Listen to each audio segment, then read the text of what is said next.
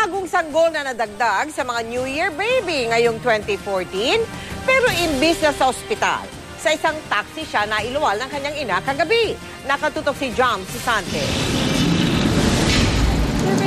Nasa harap na ng East Avenue Medical Center ang taxing sinakyan ng manganganak ng si Edna de los Santos. Pero bago pa makababa, inabutan na ng panganganak ang ginang pasado alas 7 kagabi. Kaya ang mga nurse at doktor na ang lumabas at agad pinutol ang umbilical cord.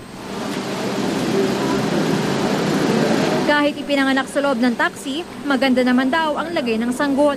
Maganda naman yung kulay ni baby, malakas siyang umiyak. Yung pagdede nila, naghintay na lang kami ng available na gatas galing kay mommy.